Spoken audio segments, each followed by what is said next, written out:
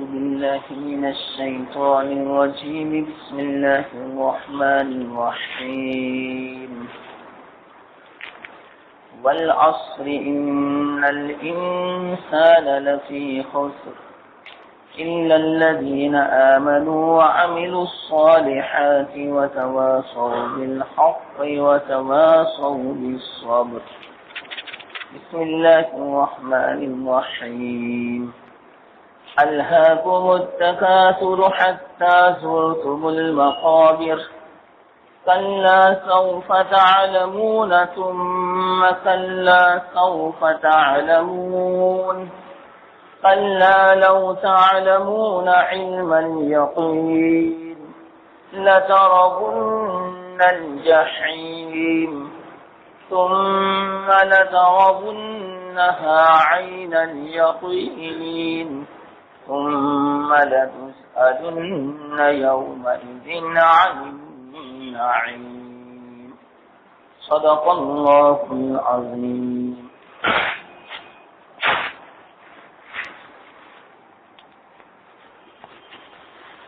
محترم دوستو،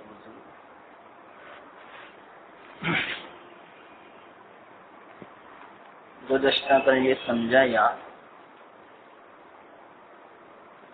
اِلَّا الَّذِينَ آمَنُوا وَعَمِلُوا الصَّالِحَاتِ، کہ جو ایمان لائے اور نیک عمل کرے تو اللہ تعالیٰ ان کو خسارے سے بچا لیتا ہے، کامیاب فرماتا ہے اللہ تعالیٰ. پہلے یہ دو صفتیں بیان فرمائی اپنی ذات کے اعتبار سے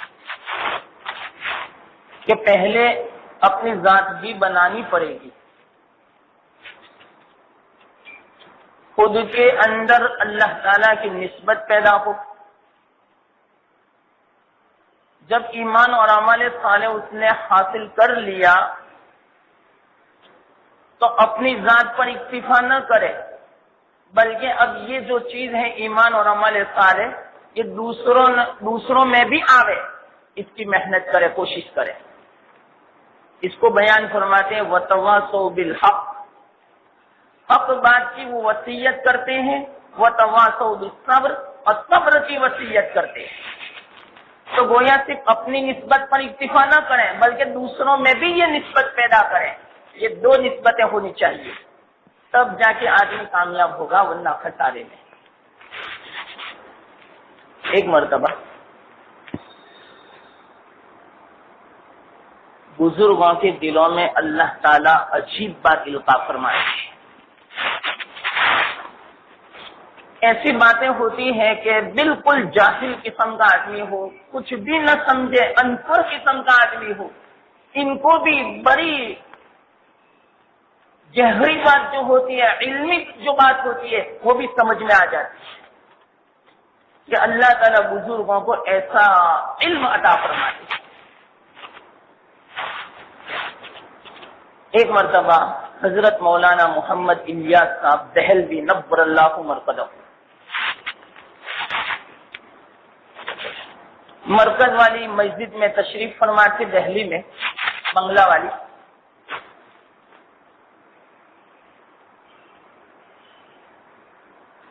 قطاف فیملی یعنی کھانٹکی قسم کے جو لوگ تھے وہ ملنے آئے. اب بیچارے ان پڑھ قسم کے، اور پہلے زمانے میں کچھ اتنی زیادہ پڑھائی بھی نہیں تھی، نہیں مدرسے کی نہیں اسکول کی، اور اس میں مسلمان بالکل پیچھے تھے. مسلمان آج بھی دیکھا جائے تو دوسروں کے مقابلے میں کم ہی ہے، لیکن پہلے زمانے میں تو بہت ہی کم، اور ان میں بھی قطاف فیملی، نہ بیچاری الف جانے نہ کچھ جانے. اب ان کو سمجھانا ہے دین، کیسے سمجھائیں؟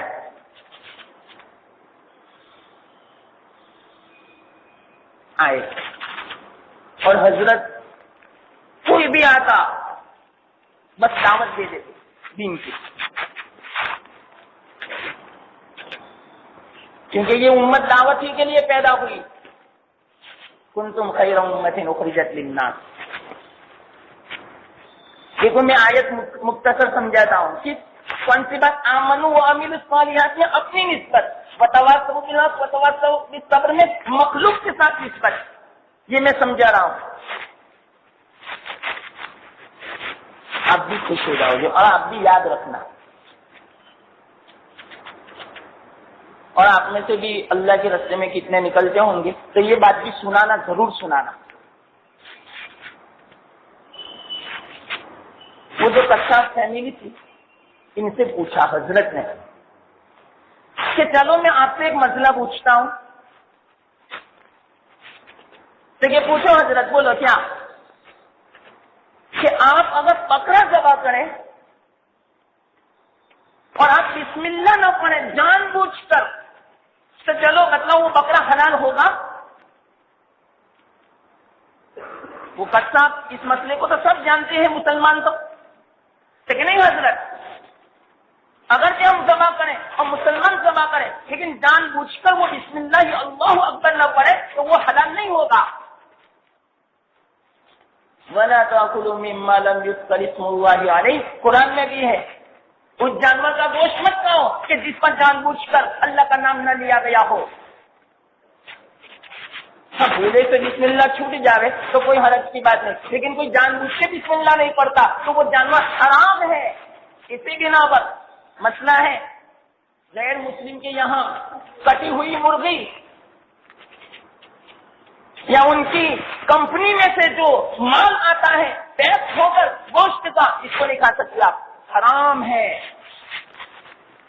इसी बिना पर अंदाज़न आप किसी शहर में जाए ने तो जो दुकानों में पैक जो माल मिलता है ना गोश्त का, एकदम से नहीं खरीद लेने का, पहले पीछे देखने का, भाई किस कंपनी से ये माल आया हुआ है, कोई फ्रांस तो नहीं है ने, कोई यूरोप की कोई कंपनी तो नहीं है ने, हराम है। इसलिए बहुत एहतियात करने का।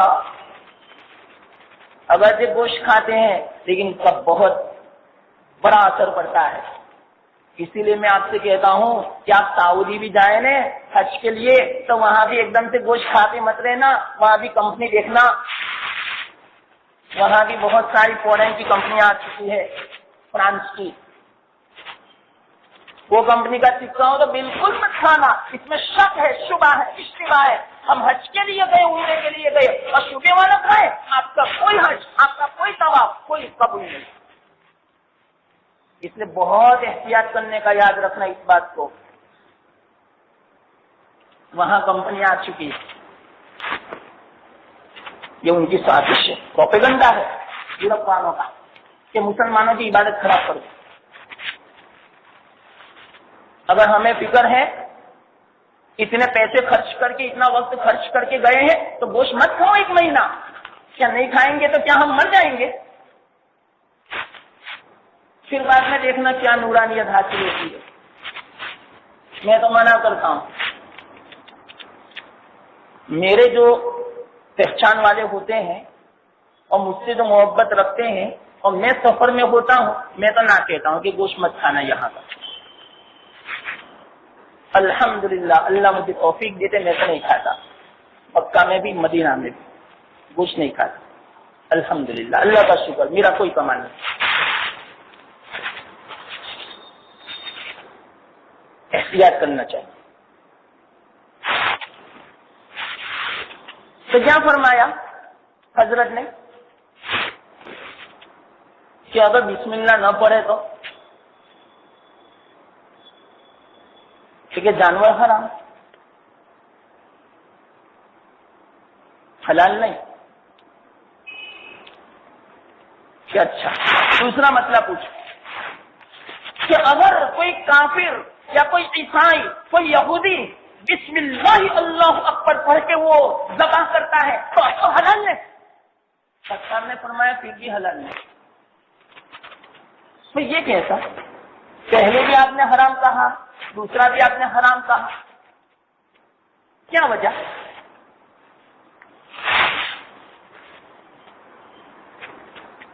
देखिए, पहले मुसलमानों ने ज़बह किया लेकिन अल्लाह का नाम नहीं लिया, इस बिना पर हराम, और दूसरे अगर जो अल्लाह का नाम लिया लेकिन काफिर ने ज़बह किया, इस बिना पर हराम।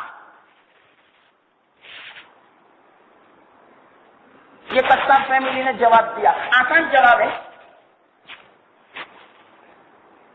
تو حضرت نے فرمایا چلو آپ نے غور کیا، اس سے کیا بات سمجھ میں آتی ہے کہ پہلے اگرچہ آپ مسلمان ہو لیکن اللہ کا نام نہیں لیا تو گویا آپ نے اپنی نسبت کو اللہ کے ساتھ قائم نہیں کیا، تو نسبت قائم نہ کرنے کی بنا پر بھی وہ جانور حلال نہیں ہوا، تو گویا اس ذبح کے معاملے میں آپ کامیاب نہیں ہوئے۔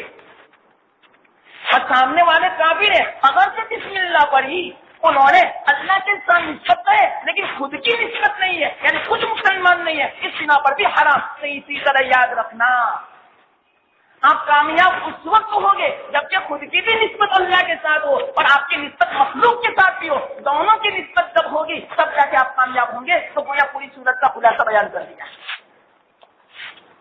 بات سمجھ میں آئی؟ تب اپنی نسبت اور مخلوق کے ساتھ نسبت کا مطلب کیا ہوا؟ اپنی نسبت کا یہ مطلب کہ خود کی عزت کرنی پڑے گی، خود بھی بنو اور پھر بعد میں خود بننے کے بعد مخلوق کی بھی فکر کرو، یعنی خود دعوت دو، ان کو بھی عمل صالح کی طرف بلاؤ اور اسی طرح ایمان کی طرف لاؤ۔ یہ مخلوق کے ساتھ نسبت ہوئی اور خود کی نسبت اللہ کے ساتھ نسبت، یعنی خود بھی بنو، اپنے عمل صالح کو بناؤ۔ تو یہ دو نسبتیں جب ہوگی تب جا کے انسان کامیاب ہوگا، ورنہ خسارے میں۔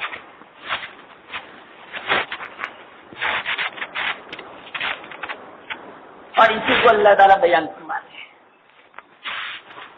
ایک بات یاد رکھیں، اگر کوئی یوں کہے کہ میں تو نماز پڑھ لیتا ہوں، ایمان میں بھی داخل ہو چکا، اب میں گھر میں تو دعوت دیتا ہوں بال بچوں کو، بیوی کو، والدین کو، سب کو، رشتے داروں کو، لیکن کوئی مانتا ہی نہیں میری بات، تو اس میں میری پکڑ ہوگی؟ تو یاد رکھنا، آپ کا جو فریضہ تھا دعوت دینے کا وہ ادا کر دیا، اب کل قیامت کے دن آپ سے کچھ نہیں ہوگی، لیکن بار بار دعوت پیش کرنی پڑے گی، مانے یا نہ مانے ان کی مرضی۔ آپ کا جو فریضہ ہے بس اچھے انداز میں، اخلاص کے ساتھ، فکر کے ساتھ آپ دعوت پہنچا دیں۔ یہ اس لیے میں نے کہا کہ کل میں نے وعیدیں سنائی تھی نا زبردست، آپ کہیں گے کہ ہماری اولاد، ہمارے رشتے دار تو کوئی اس طرح عمل نہیں کرتا جس طرح ہم چاہتے ہیں، تو اس میں تو ہماری بھی دعا قبول نہیں ہوگی، ہمارا بھی عمل صحیح نہیں ہوگا۔ نہیں، آپ اپنا فریضہ ایک مرتبہ ادا کر دو، اب آپ کو معلوم ہے میری بات کا کوئی اثر نہیں ہوتا، تو پھر بعد میں کل قیامت کے دن کچھ نہیں ہوگا۔ یہ مسئلہ ہے، اس میں بھی مسئلے ہیں دعوت و تبلیغ میں۔ ایک دعوت و تبلیغ تو فرض عین ہے، ایک دعوت و تبلیغ فرض کفایہ ہے۔ یہ میں کیا سمجھا رہا ہوں؟ وتواصوا بالحق سمجھا رہا ہوں۔ فرض عین کون سی؟ انفرادی تبلیغ۔ انفرادی یعنی آپ اپنے دوستوں کے ساتھ ہیں، آپ نماز کے لیے جا رہے ہیں اور دوست بیٹھے ہوئے ہیں، تو ان کو اتنا کہنا ضروری ہے کہ بھائی اذان ہو رہی ہے، چلو نماز کے لیے۔ اس کو بولتے ہیں دعوت، اس کو بولتے ہیں تبلیغ۔ یہ فرض عین ہے، جس طرح نماز فرض ہے اس طرح اپنے دوست کو یوں کہنا چلو نماز کے لیے فرض عین ہے۔ یا کوئی گناہ ہو رہا ہے، مثال کے طور پر غیبت ہو رہی ہے، بھائی غیبت مت کرو یہ گناہ ہے، ایسا کہنا فرض عین ہے۔ ایک تو کیا ہم کہتے بھی نہیں اور اوپر سے شامل ہو جاتے ہیں غیبت سننے میں، یا سنتے ہیں، سنتے سنتے خود ہم بھی کہنے لگتے ہیں اس کے بارے میں، یہاں آپ جو کہا ہے وہ بھی ہے اور اس کے علاوہ یہ بھی دوسری برائی اس کے اندر ہے۔ تو پھر بعد میں آپ بھی بتلاؤ کامیابی کیسے ملے گی؟ ہمیں ہلاک ہو جائیں گے۔ اور یاد رکھنا، اگر کوئی کسی کے اندر برائی دیکھے اور اس پر خاموش رہے تو جس طرح عذاب برائی کرنے والوں پر آتا ہے تو اسی طرح جو خاموش ہے اس پر بھی عذاب آتا ہے، حدیث میں۔ تو انفرادی تبلیغ تو فرض عین ہے، اور انفرادی تبلیغ کہاں؟ ہر آدمی اپنے گھر میں نگہبان ہے، ان کو اپنے اولاد کو، اپنی بیوی کو، رشتے داروں کو کہنا پڑے گا، فرض عین ہے۔ ہم نماز کو فرض سمجھتے ہیں، روزے کو فرض سمجھتے ہیں، حج کو بھی، لیکن آج تک کسی نے دعوت و تبلیغ کو فرض نہیں سمجھا۔ گھر میں تو ہمارا اختیار ہے، اگر بچہ نماز نہیں پڑھتا تو کم از کم بچے کو یوں کہنا ضروری ہے چلو نماز کے لیے، اگر نہیں کہا تو ایک فرض آپ نے چھوڑا یہ سمجھا جائے گا۔ اور آپ ہی بتاؤ فرض چھوڑنے کا گناہ کتنا خطرناک۔ پھر بعد میں ہم تو نماز پڑھتے ہیں تو نماز کی بنا پر کیوں اللہ کی طرف سے برکتیں نہیں آتی، اسی بنا پر نہیں آتی کہ دوسرے پڑھائی ہم سے چھوٹتے، یہ مطلب اس کا وتواصوا بالحق، حق بات کی آپس میں وصیت کرتے ہیں۔ ہاں میں یہ کہہ رہا تھا ایک مختصر واقعہ میں اس پر سنا دوں۔ حضرت داؤد علیہ السلام یہ بنی اسرائیل میں تھے، حضرت موسیٰ علیہ السلام کے بعد آئے تھے۔ بنی اسرائیل کے انبیاء میں سے ایک نبی ہے، یہ ان کی قوم تھی ایلا، جو علاقہ ہے شام میں بحر کلثوم کے کنارے پر، وہاں پر ایک قوم بستی تھی حضرت داؤد علیہ السلام۔ اللہ تعالیٰ نے ان کو منع فرمایا تھا کہ سنیچر کے دن مچھلی کا شکار مت کرنا۔ مختصر واقعہ سناتا ہوں۔ تو عجیب اللہ کی طرف سے امتحان کیا تھا معلوم، 6 دن تک مچھلی آتی نہیں تھی، اور سنیچر کو اتنی مچھلیاں آتی تھی، اپنا سر پانی میں سے اتنی نکالتی تھی کہ پانی نظر نہیں آتا تھا، بس مچھلیاں ہی مچھلیاں نظر آتی تھی۔ اور جو ندی کے کنارے پر رہتے ہیں تو ان کا خوراک ہی مچھلی ہوتی ہے۔ اس زمانے جیسا تھوڑی تھا، پہلے زمانے میں تو بس یہی ہاتھ سے محنت کرتے اور کھاتے، یا شکار کرتے یا مچھلی کا شکار کرتے، یا جانوروں کا یا پرندوں کا شکار کرتے اور کھاتے، بس، یا لکڑیاں کھاتے، بس یہی ان کا کام ہوتا کسانوں کا۔ تو مچھلی کا ملنا ان کے لیے تو بہت بڑی نعمت ملی، اور ندی کے کنارے پر رہتے تھے تو سنیچر کے دن بہت مچھلیاں آتی تھی، اور اللہ نے ان کے امتحان کے لیے یہ فرمایا سنیچر کے دن کوئی دنیا کا کام مت کرنا سوائے میری عبادت کے۔ اللہ کا میں کہتا ہوں آپ لوگوں کو بیچ میں ایک بات کہہ دوں، اللہ کا شکر ادا کرو کہ اللہ تعالیٰ نے اس امت کے لیے کسی دن کو پورے 24 گھنٹے کو اپنی عبادت کے لیے متعین نہیں فرمایا، ورنہ کیا حال ہوتا، ہم تو شاید بنی اسرائیل سے بھی 2 قدم آگے نکل جاتے۔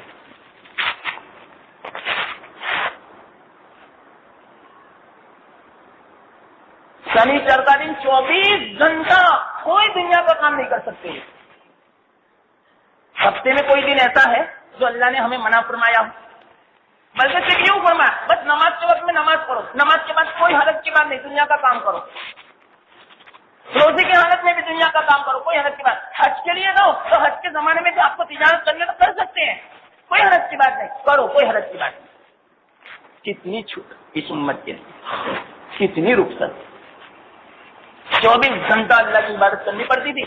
تو انہوں نے کیا کیا معلوم، سنیچر کے دن مچھلیاں آتی نے تو کنارے پر حوض بنا لیا، بڑے بڑے گڑھے بنا لیے اور نالیاں بنا دی کہ اس سے پانی آتا تھا، اور پانی کے ساتھ ساتھ مچھلیاں بھی آتی اور حوض میں مچھلیاں جمع ہو جاتی سنیچر کو۔ اور جب پانی سنیچر کا دن بند ہوتا تو وہ حوض کی نالی کو بند کر دیتے، جس کی بنا پر حوض کا پانی رہتا اور اس پانی کے ساتھ ساتھ مچھلیاں بھی باقی رہتی۔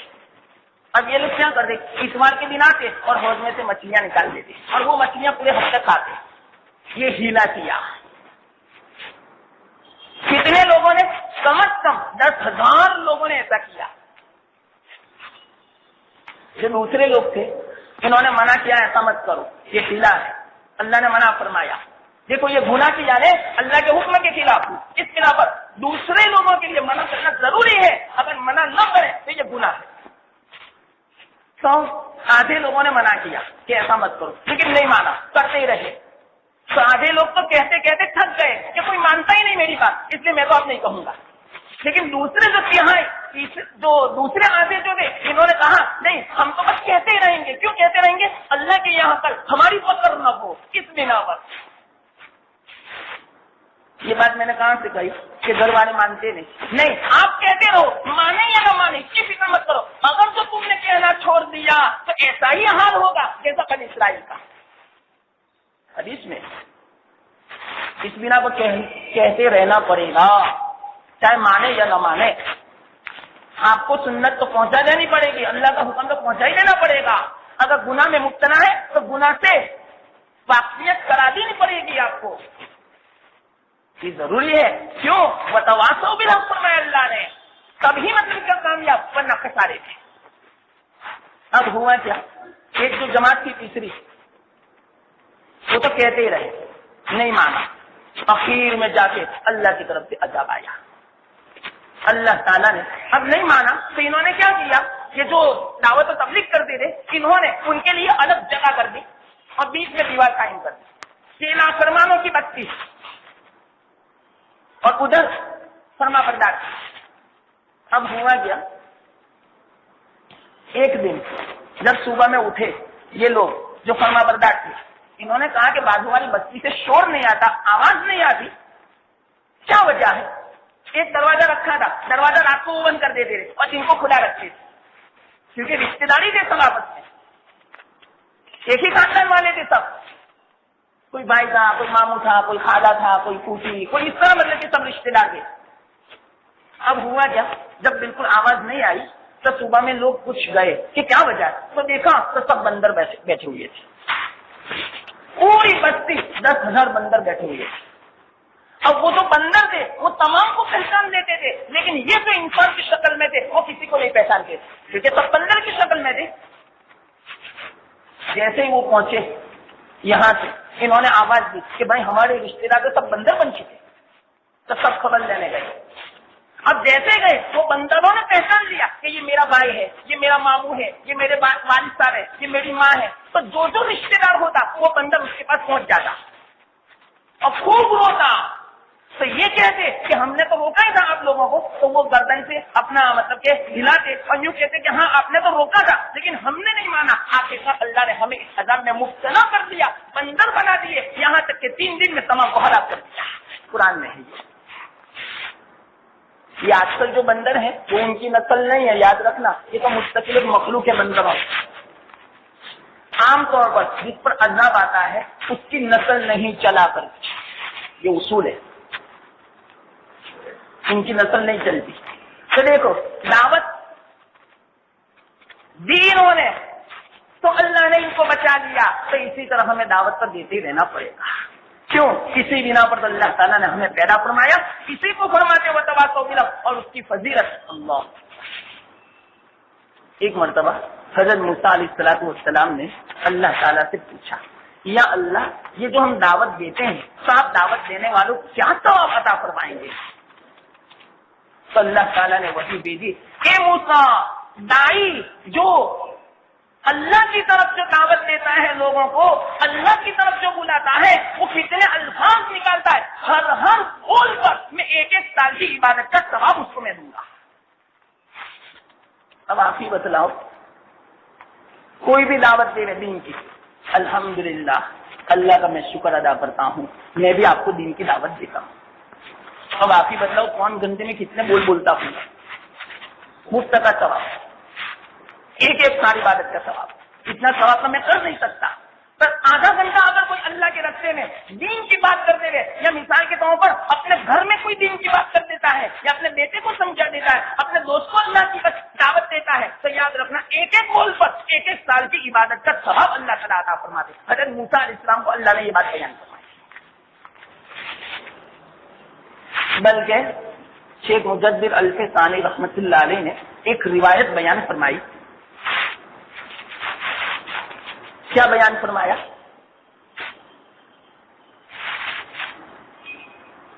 ایک تو حدیث بھی ہے. حدیث میں کیا ہے؟ صحابہ نے ایک مرتبہ اللہ کے رسول صلی اللہ علیہ وسلم سے سوال کیا، یا رسول اللہ، اللہ کے یہاں سب سے زیادہ محبوب بندہ کون تھا؟ سب سے زیادہ محبوب. دیکھو سوال کیا جی. اللہ کے رسول صلی اللہ علیہ وسلم نے ارشاد فرمایا، وہ بندہ سب سے زیادہ محبوب اللہ کو جو بندہ بندوں کو اللہ کا محبوب بناوے اور اللہ کو بندوں کا محبوب بناوے، یہ بندہ سب سے زیادہ محبوب. بات سمجھ میں آئی آپ؟ اللہ کے فضل سے میں جو بات کرتا ہوں وہ سب دین کی بات ہوتی ہے. یا تو کسی عمل کی فضیلت بیان کرتا ہوں، یا کسی کی وعید بیان کرتا ہوں کہ ایسا کام مت کرنا، یا تو کوئی کام کی میں فضیلت بیان کرتا ہوں کہ یہ کرو گے تو اتنا ثواب ملے گا. تو اگر جو سننے والا اس پر عمل کرنے لگے گا تو گویا اس نے بندوں کو اللہ کا محبوب صفت کو جو بیان کرے گا، اللہ کی رحمت کو جو بیان کرے گا اور اللہ کی مغفرت کو جو بیان کرے گا، اس سے بندوں کا دل اللہ کی طرف متوجہ ہوگا. تو گویا اللہ کو بندوں کا محبوب بنایا اور بندوں کو اللہ کا محبوب بنایا. ایسا جو بندہ ہوگا وہ سب سے زیادہ اللہ کو محبوب بننا ہے. حدیث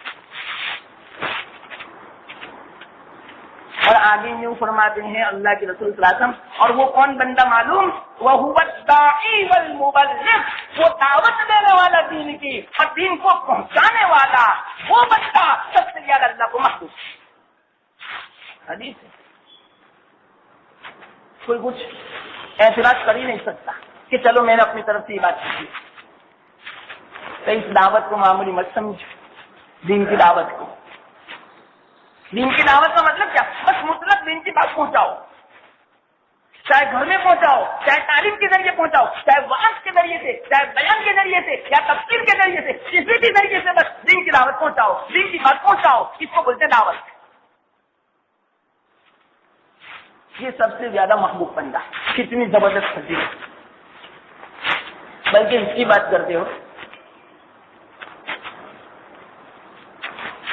امام مالک رحمت اللہ علیہ نے انتقال کے وقت کیا فرمایا معلوم؟ بڑے بڑے محدثین جمع تھے. ذرا باتیں یاد رکھنا. بڑے بڑے محدثین جمع تھے. کیا فرمایا؟ میں آپ لوگوں کو 6 حدیثیں ایسی بیان کرتا ہوں جو آج تک میں نے بیان نہیں کی. نایاب حدیثیں میں بیان کرتا ہوں. تذکرۃ المحدثین میں یہ بات لکھی ہے.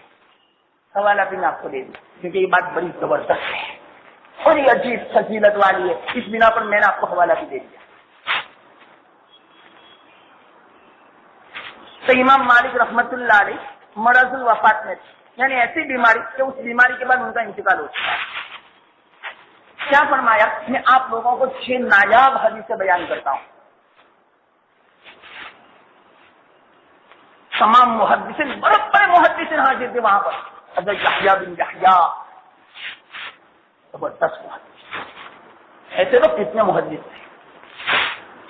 فرمایا اللہ کے رسول صلی اللہ علیہ وسلم نے ارشاد فرمایا، جو بندہ کسی کو نماز کا مسئلہ بتائے، جو بندہ کسی کو ایک نماز کا مسئلہ بتائے، دنیا کی دولت صدقہ و خیرات کرنے سے بہتر. اتنا اچھی ایک مسئلہ بتلا دیا کہ بھائی نماز میں اس طرح بھول ہوئی تو میں کیا کروں. آپ نے سوچا کہ ہاں بھائی سجدے سہو کرنا پڑے گا. کتنی دیر لگی؟ 5 سیکنڈ لگی نا. اب 5 سیکنڈ میں ثواب کتنا؟ آپ ہی بتاؤ. آج دنیا میں کتنی دولت ہے، پورے دنیا کے بادشاہوں اور ملکوں کے پاس کتنا سونا، کتنا چاندی اور کتنا سامان ہوگا. وہ تمام کا تمام اللہ کے راستے میں اگر کوئی خرچ کر دے، آپ ہی بتاؤ کتنا ثواب ملے گا. اس سے زیادہ افضل ایک مسئلہ بتلانا کسی اور کو، کسی کو بولتا دعوت دینا.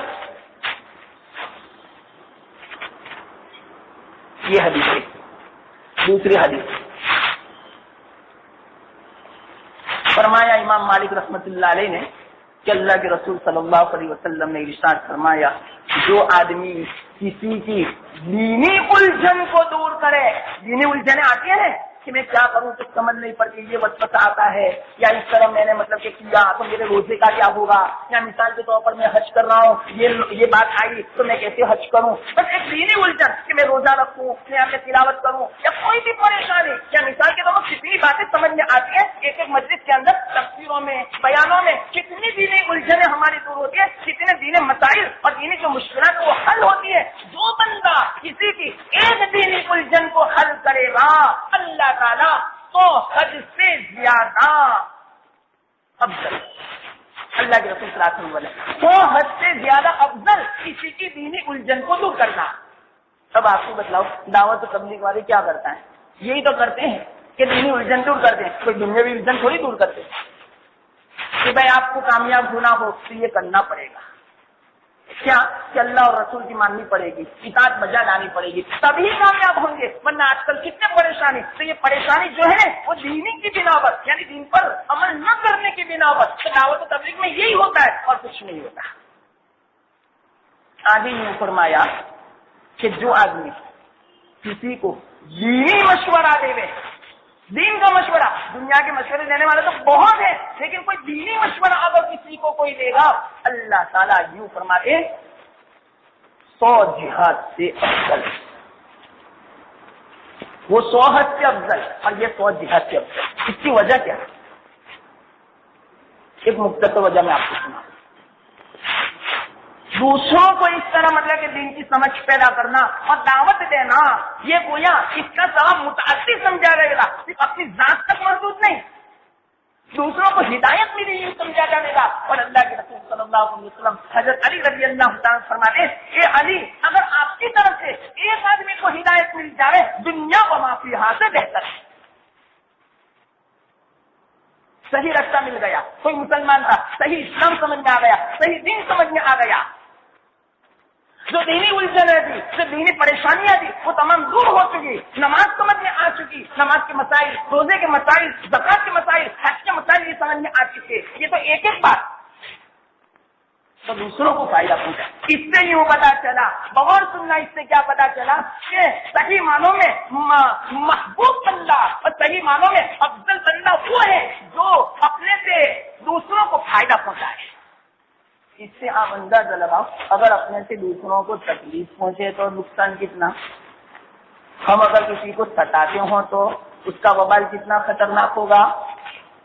بلکہ ایک روایت یاد آ گئی، حضرت موسیٰ علیہ السلام نے اللہ تعالیٰ سے پوچھا، یا اللہ سب سے محبوب بندہ آپ کا کون تھا؟ ایک تو وہ روایت، وہ تو صحابہ نے پوچھا تھا، یاد رکھنا، میں نے کہا ایک بات یاد رکھنا، صحابہ نے اللہ کے رسول صلی اللہ علیہ وسلم سے پوچھا سب سے محبوب بندہ کون تھا، تو اس کا جواب وہ دیا۔ اور حضرت موسیٰ علیہ السلام نے اللہ سے پوچھا، یا اللہ تیرا سب سے محبوب کون بندہ؟ تو اللہ نے فرمایا وہ میرا سب سے زیادہ محبوب بندہ وہ ہے کہ کسی مسلمان کو کانٹا لگے اور اس کو تکلیف ہو، یہ میرا سب سے زیادہ محبوب۔ اور آج کل کسی کو کانٹا لگے، کسی کے ایکسیڈنٹ ہو گئے، کیا کہتے ہیں؟ ارے 2 پیر ٹوٹنے چاہیے، ایک نہیں تو ایسے ہی چلو ٹوٹا تو نہیں، ہم کا اس طرح بولنے سے کیوں جہنم ہم بولے؟ اتنا بولنے سے نامہ اعمال گناہوں سے بڑھ جاتا۔ ارے اتنا بول دو چاہے دشمن کیوں نہ ہو ہمارا، کہ اللہ عجیب ہوا بیچارے کو، اللہ تعالیٰ اس کو جلدی شفا دے دے۔ واقعات مجھے دکھ ہوا، مجھے درد ہوا، مجھے غم لاحق ہوا، اتنا بولنے میں کیا حرج کی بات ہے؟ اتنا بولو گے، اللہ یوں فرماتے ہیں یہ میرا سب سے زیادہ محبوب بندہ۔ اب آپ ہی بتلاؤ، کانٹا چوبے کانٹا، معمولی تکلیف، آج کل ہم اتنا خیال بھی نہیں کرتے کانٹا چبھتا ہے تو، لیکن اس تکلیف پر بھی اگر کوئی غمگین ہوتا ہے تو یہ سب سے زیادہ محبوب، تو زیادہ تکلیف پہنچے تو ممکن ہو تو کتنا ثواب ہوگا۔ لیکن اب اس سے الٹا سنو، اگر ہم نے کسی کو تکلیف پہنچائی تو اس کا وبال کتنا، اللہ کا یہ بات سمجھ میں آتا ہے۔ یا تو زبان سے تکلیف پہنچائی، یا فتنہ پھیلانے سے کسی کو تکلیف پہنچائی، اور پھر بعد میں اس کے بھی درجے ہیں، ایک تو عامی آدمی کو تکلیف پہنچائی، اور پھر ایک تو اللہ والے کو پہنچائی، اور ایک عالم کو پہنچائی، تو آپ ہی بتلاؤ کیا ہوگا، وبال کیا ہوگا اس کا؟ آپ سوچ، کہیں کا ٹھکانہ نہیں ملے گا، پھر اللہ اس کو دھتکار دے گا اپنے در سے، کہیں کا نہیں رہے گا، نہیں دنیا کا نہیں آخرت کا۔ اگر کسی کو ستایا تو، کسی کو تکلیف پہنچائی تو، کسی بھی طرح ریشہ دوائیاں سے، فتنوں کے ذریعے سے فساد پھیلایا، کیا ہوگا؟ اللہ بچائے۔ یہ زبان تو بڑی خطرناک ہے، یہ زبان تو ہمیں جنت میں بھی لے جاتی ہے، یہ زبان تو جہنم میں بھی لے جاتی ہے۔ زبان سے ایک بول دیا، اب معلوم نہیں کہ اس کا کیا فساد ہوگا، اس کا کیا وبال ہوگا، اس کا کیا فتنہ ہوگا، کوئی نہیں سمجھتا۔ حالانکہ یہی زبان اللہ کو ولی بھی بنا سکتا ہے، یہی زبان اللہ کا دشمن بھی بنا سکتا ہے۔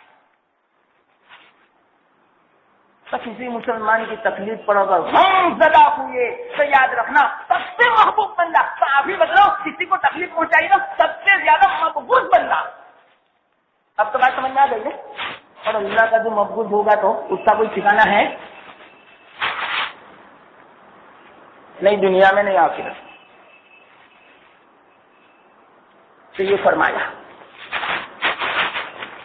تو یہ کہاں سے بات چلی؟ وتواصوا بالحق. دونوں طرف نسبت ہونی چاہیے. حق بات کی وصیت کرتے ہیں، خود نہیں اپنی ذات کو بنا لی بلکہ دوسروں کی ذات بھی بنانے کی فکر کرو تو اپنی ذات برابر قائم رہے گی. چلو کوئی مثال کے طور پر اللہ کے راستے میں گیا، خوب بنا، حج کر کے آیا، برابر اصلاح ہو چکی، لیکن گھر کا ماحول نہیں بدلا، وہی ماحول ہے خراب، تو یاد رکھنا وہ بھی 1 مہینے کے بعد ایسا ہی ہو جائے گا. اس بنا پر فرمایا صرف آمنوا وعملوا الصالحات نہیں بلکہ وتواصوا بالحق وتواصوا بالصبر دونوں ہونے چاہیے. یعنی حق بات کی وصیت کرو، یعنی امر بالمعروف، یہ مطلب لکھا علماء نے، بنائے گا حکم دو. وتواصوا بالصبر، اور صبر کی وصیت کرو. صبر کا مطلب کیا؟ نفس کو روکنے کی وصیت کرو. واقعتاً گناہ کرنے میں جو نفس ہمارا بہت آگے چلتا ہے تو نفس کو روکو، یعنی نہیں عن المنکر، یعنی برائی سے روکو. اسی کو بولتے ہیں امر بالمعروف نہیں عن المنکر، اور اسی کو دوسرے الفاظ میں بولتے ہیں دعوت و تبلیغ. اور یہی دعوت و تبلیغ میں نے شروع میں کہا کہ انفرادی تو فرض عین ہے، اور اجتماعی جو آج کل نکلتے ہیں نا 4 مہینے، یہ تو فرض کفایہ ہے. اگر کوئی لوگ جو 10 افراد نکل گئے تو تمام کی طرف سے یہ فریضہ اتر گیا. یہ مطلب اس کا. یہ تو اچھا ہوا کہ کچھ لوگ اللہ کے راستے میں نکلتے ہیں، جو دوسرے نہیں نکلتے نا ان کی طرف سے اللہ تعالیٰ نے اس فریضے کو ثابت کر دیا. ورنہ اگر تمام کے لیے نکلنا فرض ہوتا تو کتنی خطرناک بات ہوئی. کیوں؟ بعضوں کے لیے اس لیے کہ قرآن میں ہے وَمَا كَانَ الْمُؤْمِنُونَ لِيَنْفِرُوا كَافَّةً، سب کے سب مت نکلو باہر بلکہ کچھ ہی نکلو اور کچھ رہو. قرآن میں ہے وَمَا كَانَ الْمُؤْمِنُونَ لِيَنْفِرُوا كَافَّةً. اور یہ جو دعوت و تبلیغ کا جو فریضہ ہے پوری امت کے اوپر ہے. یہ کہاں سے پتا چلا؟ قرآن سے. کنتم خیر امت اخرجت للناس، تم تو بہترین امت ہو، لوگوں کی بھلائی کے لیے نکالی گئی ہو. تأمرون بالمعروف، امر بالمعروف کرتے ہو، وتنہون عن المنکر، برائی سے روکتے ہو، وتؤمنون باللہ، اور تم ایمان لاتے ہو. اس پر عجیب بات حضرت مولانا الیاس صاحب نور اللہ عنہ کا نے بیان فرمایا کہ دیکھو وتؤمنون باللہ فرمایا کہ تم اللہ کے راستے میں نکلتے ہو لوگوں کی بھلائی کے لیے، تو کیا لوگوں کی اصلاح کے لیے نہیں بلکہ تم اللہ کے راستے میں نکلو گے تو تمہارا ایمان مضبوط بنے گا. اس بنا پر یوں فرمایا اپنی اصلاح کی غرض سے نکلو، دوسروں کی اصلاح کی نیت سے نہیں کہ چلو میں تو بن چکا اب میں دوسروں کی اصلاح کروں. نہیں، یہ تو بالکل خیال مت کرنا، بلکہ جتنی مرتبہ تم اللہ کے راستے میں نکلو گے اپنا ہی فائدہ ہے، اپنی ہی اصلاح ہوگی. تؤمنون باللہ سے پتا چلا کہ تم ایمان لاؤ گے، تمہارا یقین بڑھے گا. جتنا اللہ کے راستے میں نکلو گے تمہارا یقین بڑھے گا. ورنہ ایمان والا کنتم خیر امت میں ایمان کا تذکرہ تو آ چکا، لیکن ایمان کے تذکرے بارے اگر تم نکلو گے تو فائدہ تمہارا ہوگا کہ ایمان اور زیادہ پختہ بنے گا. وتواصوا بالصبر کا مطلب کیا ہوا؟ نہیں عن المنکر. بہت جلدی میں نے یہ نمٹا دیا اپنے والا، کیونکہ پھر اور آگے چلتا دوسرا دن 5 دن ہو گئی اس صورت میں، اس لیے میں نے مختصر سمجھا دیا. اب خلاصہ سن لو. اللہ تعالیٰ فرماتے والعصر، زمانے کی قسم، ان الانسان لفی خسر، بے شک انسان واقعاً خسارے میں، گھاٹے میں. ہاں الا الذین آمنوا، مگر وہ انسان خسارے میں نہیں جو ایمان لایا، وعملوا الصالحات، اور نیک عمل کیا، وتواصوا بالحق، حق بات کی وصیت کی. یعنی حق بات کی وصیت کا مطلب کیا؟ عقائد حق کا اور اعمال صالحات کی دوسروں کو وصیت کی، دوسروں کو دعوت دی، جس کو دوسرے الفاظ میں مفسرین فرماتے ہیں وتواصوا بالحق کا مطلب امر بالمعروف، یعنی بھلائی کا حکم دیا. وتواصوا بالصبر، اور صبر کی وصیت کی. اور صبر کی کیا فضیلت ہے اللہ. بس اب تو وقت نہیں ورنہ اور زیادہ تفصیل ہے. اب اس پر بھی بیان کروں تو صرف 2 دن اور چلے، اس لیے آج میں سورت کو ختم کرتا ہوں. تو وتواصوا بالصبر یعنی آپس میں صبر کی وصیت کرتے ہیں. بھائی گناہ نہ کرنے پر اپنے نفس کو روکو، اپنے نفس پر قابو رکھو، یعنی صبر کرو. یعنی اسی کا یہ مطلب کہ وصیت کرتے ہیں گناہ سے روکنے پر، اور اسی کو بولتے ہیں نہیں عن المنکر، یعنی برائی سے روکنا. سب خلاصہ کیا ہوا؟ ایمان، عمل صالح، امر بالمعروف، نہیں عن المنکر، یہ 4 اصول اپنائیں گے تو اللہ تعالیٰ خسارے سے بچائیں گے. صرف اپنے اکیلے کو نہیں، پوری جماعت، پورے عالم اسلام اگر ان 4 اصولوں کو اپنائیں گے تب بھی وہ کامیاب ہوں گے. اگر ان 4 اصولوں میں سے ایک بھی اگر کوئی کم ہوا تو یاد رکھنا وہ کامیاب نہیں ہوگا بلکہ وہ خسارے میں سمجھا جائے گا. یا خود انسان کی بات اگر ہماری ذات میں یہ 4 بات مکمل ہوگی جب ہی ہم مسئلے کے خسارے سے بچ سکتے ہیں, جب ہی ہم کامیاب ہو سکتے ہیں. دنیا کے اعتبار سے بھی آخرت کے اعتبار سے بھی ایک بھی بات اگر کمی ہوگی تو اتنی کامیابی میں کمی سمجھی جائے گی اور اتنا خسارہ سمجھا جائے گا. یہ ہو گیا خلاصہ پوری صورت کا. اب اس کی کیا تفصیل ہے؟ مختصر تفصیل الحمدللہ میں نے 5 بھی سمجھائی. اللہ تعالیٰ قبول فرما دے.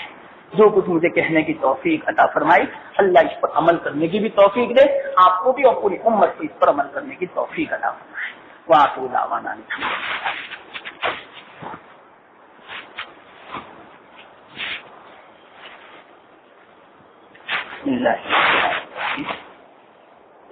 سبحان اللہ وبحمدہ سبحان اللہ العظیم.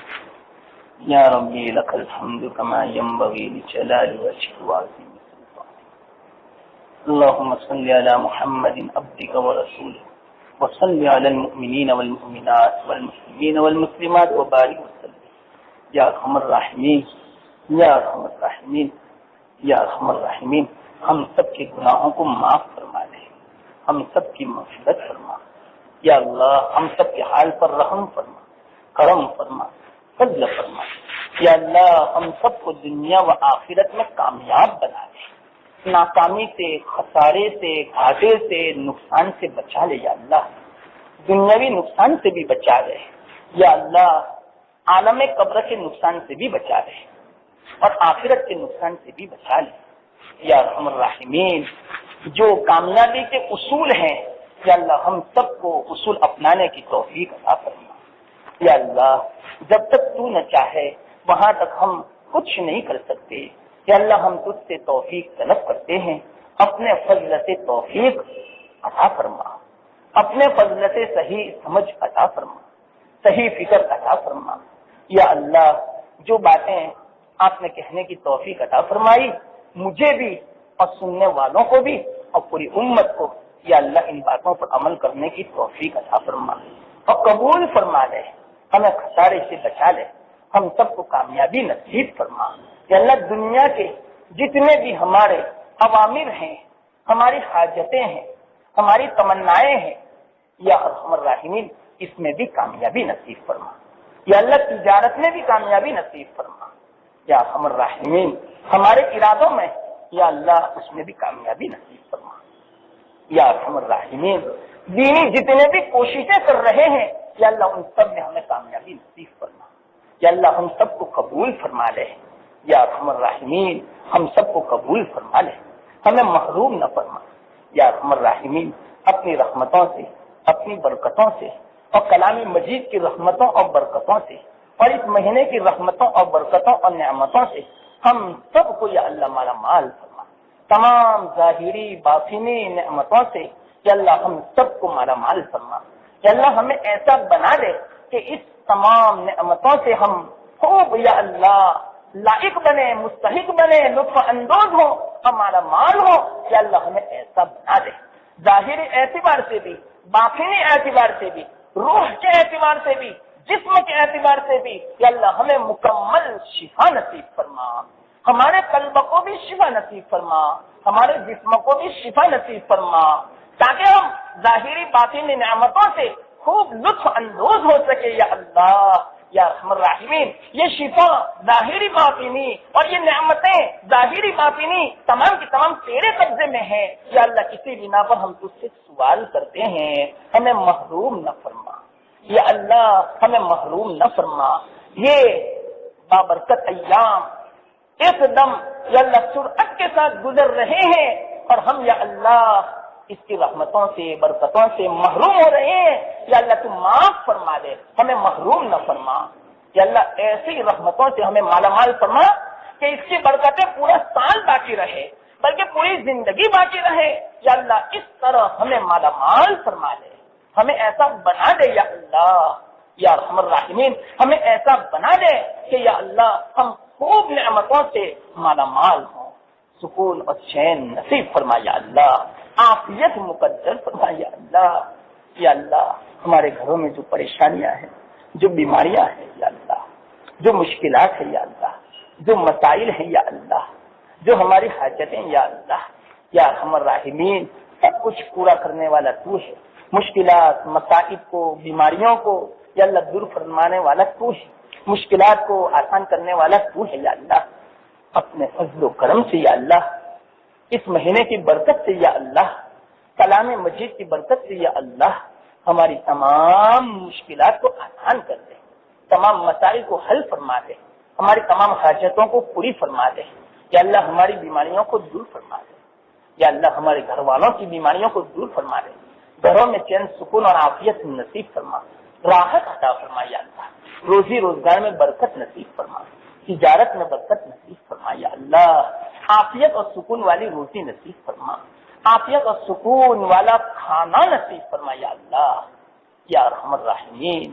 یا اللہ ہمارے پاس تو کوئی عمل ایسا نہیں ہے کہ جس کا واسطہ دے کر ہم یا اللہ آپ سے سوال کر سکیں، یا اللہ بس ہمارے پاس تو یہی ایک عمل ہے کہ آپ نے ہمیں اپنے حبیب کا امتی بنایا، اس مہینے کی برکتوں سے ہمیں آپ نے مالا مال فرمایا، کلام مجید جیسی نعمت عظمی آپ نے عطا فرمائی، ان تمام کا واسطہ دے کر یا اللہ آپ سے سوال کرتے ہیں، عاجزانہ درخواست کرتے ہیں یا اللہ 100 بار ہم اپنی پیشانی کو آپ کے سامنے رگڑ کے آپ سے یا اللہ درخواست کرتے ہیں، یا ارحم الراحمین ہمیں سکون دے دے، ہمیں راحت دے دے، ہمیں شفا دے دے، ہمیں صحت دے دے، تندرستی دے دے یا اللہ، ہمیں برکت دے دے، ہمیں کامیاب فرما دے، ہماری دنیا بھی بنا دے، ہماری آخرت بھی بنا دے یا اللہ، ہمیں مبارک بنا دے یا اللہ، ہم کو مبارک بنا دے یا اللہ۔ آج کل ہم نحوست والے ہو چکے ہیں یا اللہ، ہماری نحوستوں کو معاف فرما دے، نحوستوں کو دور فرما دے، شامت اعمال سے بچا لے یا اللہ، گناہوں کی نحوست سے بچا لے یا اللہ، گناہوں کی پکڑ سے بچا لے یا اللہ، اپنے غضب سے بچا لے، قہر سے بچا لے، اپنی پکڑ سے بچا لے، اپنے عذاب سے بچا لے یا ارحم الراحمین۔ ہمیں مبارک بنا دے، ہمارے قدم کو مبارک بنا دے، ہمارے ایک ایک بول کو مبارک بنا دے، ہمارے دیکھنے کو مبارک بنا دے، ہمارے سننے کو مبارک بنا دے، ہمارے عمل کو مبارک بنا دے، ہماری نیتوں کو مبارک فرما دے یا اللہ۔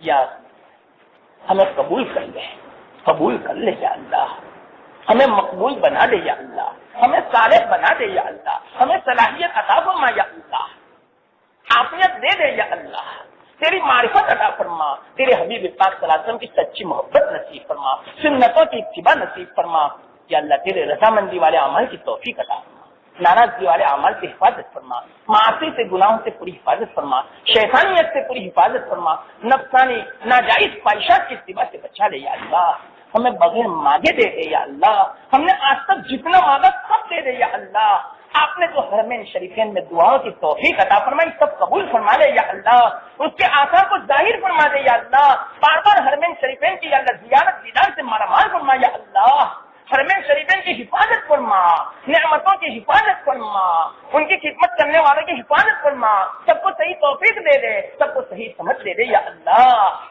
بہت مانگنا ہے یا اللہ، جب بھی ہاتھ اٹھاتے ہیں دل نہیں چاہتا کہ ہاتھ نیچے رکھیں یا اللہ، آپ جانتے ہیں ہمیں کیا مانگنا ہے، ہماری کیا حاجت ہے سب کچھ آپ جانتے ہیں، اور ہمیں کنہوں نے کیا دعا کی درخواست کی یا اللہ، کتنوں نے دعا کی فرمائش کی حسن زن رکھتے ہوئے، اور کتنوں نے احسان کیا یا اللہ، کتنے بندوں نے ہمارے ساتھ احسان کا معاملہ کیا، معمولی بھی احسان کیا ہو یا اللہ، سب کی تو جائز امیدوں کو پوری فرما دے، جنہوں نے جو دعا کی فرمائش کی ہو یا اللہ تو بخوبی جانتا ہے، ان کی دعاؤں کو قبول کر لے، ان کی پریشانیوں کو دور فرما دے، ان کی حاجتوں کو پوری فرما دے، ان کو صحیح توفیق دے دے، جنہوں نے احسان کیا دنیا و آخرت میں بہترین بدلہ دے دے یا اللہ، ان کی روزی روزگار میں برکت دے دے یا اللہ، ان کی اولاد کو قبول کر لے یا اللہ، ان کی اولاد کو نیستانہ آنکھوں کی ٹھنڈک بنا دے یا اللہ، ان کی الجھنوں کو دور کر دے یا اللہ، ان کے گھر کے مسائل کو حل فرما دے یا اللہ، جو بیمار کو شفا دے دے یا اللہ، پوری امت کی مغفرت فرما، پوری امت کا حل رحم فرما، کرم فرما، امت سے تجاوز فرما، امت کی پکڑ نہ فرمانا، امت کو صحیح توفیق دے دے، اس مہینے کی قدر کی توفیق دے دے یا اللہ۔